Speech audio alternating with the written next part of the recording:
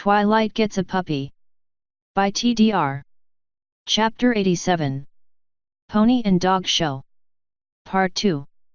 North of Ponyville. Dresses? Your deal is to make them dresses.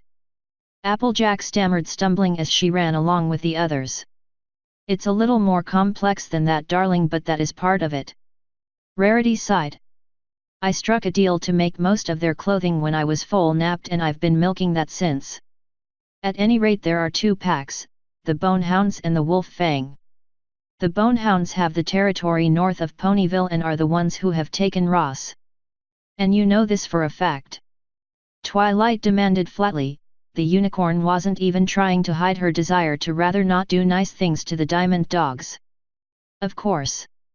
The scraps of cloth we found at the library have a particularly low thread count. Substandard work with coarse materials. Rarity explained. That, coupled with the fur and that broken spear we found, point to the Bonehounds. Lady Jinx wished for better material for her pack and was willing to discuss ways to get it. Wait, which one's Jinx?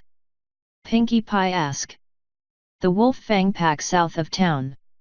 Out of the two they are the most civil, but only because of their current alpha, though she has a bit of a uphill battle against years of traditions.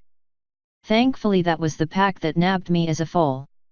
The Bonehounds found out about my deal with their hated enemies and wanted a deal of their own, though they mostly use my gem-finding ability more than my sewing skills.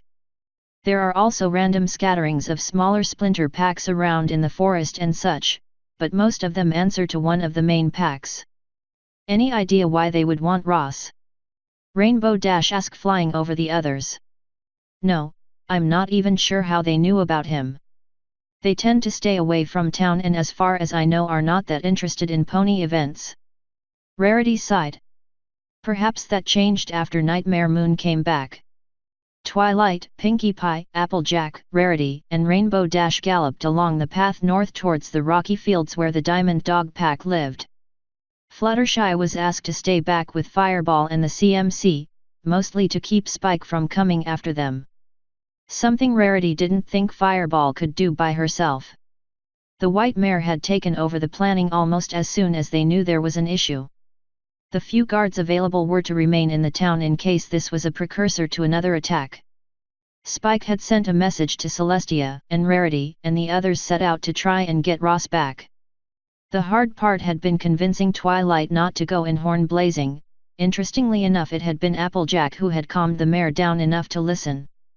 Rarity had expected the farm pony to be more than willing to destroy the diamond dogs, particularly the Bonehounds, given her family's past with them. Her plan was fairly straightforward. Rarity would go in and speak with the pack alpha, Butch. Applejack and the others would guard Twilight, who would yank Rarity out of the tunnels if something went wrong.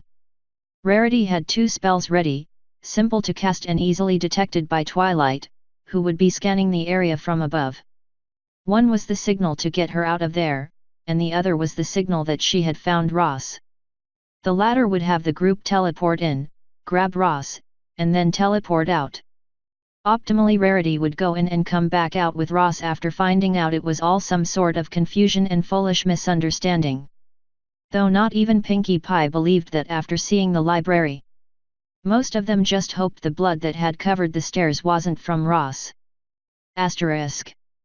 You early. A towering grey-furred diamond dog grunted, the armored brute looking down at the white unicorn mare before him. I have come to bargain.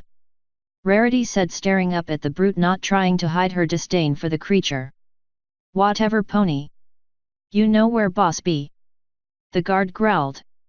Might be lucky, him in good mood today. That in itself is worrying. Rarity frowned, marching past the guard, who barely gave her another glance. The towering diamond dog paused, looking back at the mare, who was just vanishing down the dark tunnel. Briefly he thought he saw three. He shook his head, settling in to keep watch. Asterisk. She's in. Pinkie Pie whispered from the bush she was hiding behind, a pair of binoculars pressed to her eyes. All right, now we just have to wait until one signal or another. Rainbow Dash muttered. I hate waiting like this. Applejack muttered. Right now I am trusting in Rarity to succeed. That is the only thing keeping me calm at this second. Twilight growled, as her mane started to smolder. Really, all of us are hoping Miss Rarity can resolve this peacefully. Another voice added. Well, okay, not all of us are, but most of us. The group turned as one, looking back to see a tall pink pony standing behind them, calmly looking towards the Diamond Dog Warrens. Applejack noticed how ridiculously pretty the unicorn was. Rainbow Dash noticed her massive wings. Pinkie Pie frowned, seeing that she wasn't the pinkest pink there was anymore compared to the newcomer. Twilight saw one of her oldest friends. Cadence. Twilight gasped.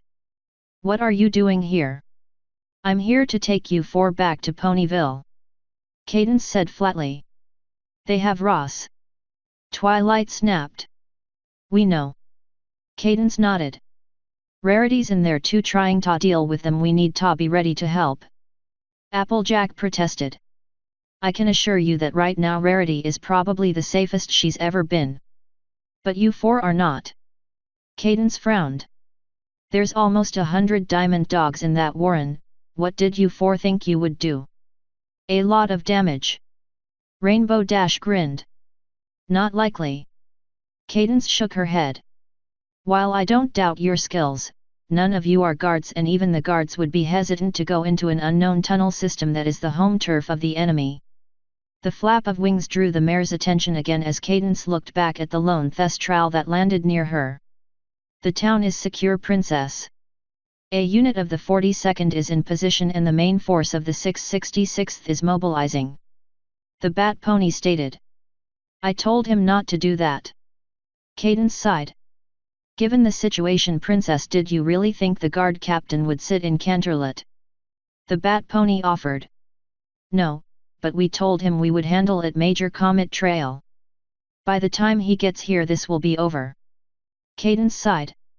Please let him know that I was the one who said that, and he is to continue his usual duties. Tell him I said it in my princess tone too.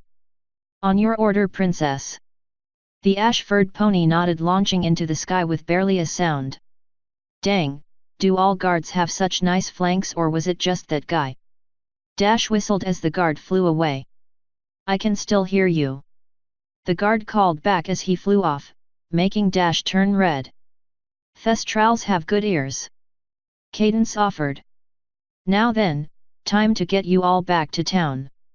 Cadence's horn flashed, and despite Twilight's protests the five of them were gone in a blink. Author's note. And here we go. I'm drawing this out a bit more than I planned to, but it's somewhat needed. End author's note. End chapter 87. Pony and Dog Show. Part 2.